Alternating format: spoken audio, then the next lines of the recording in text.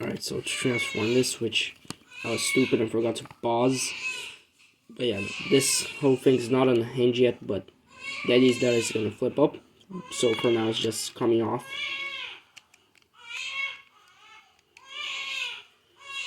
There.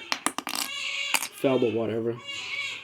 Okay, so these two clippy-doos right here, jumper plates, I'm going to untab. Be careful, because why am I saying be careful? This is not an actual set.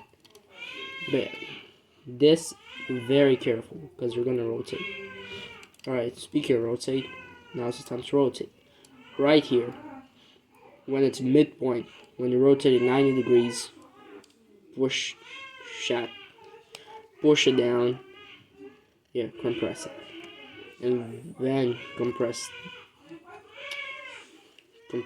this, then do that. Same thing on the other side. Shake.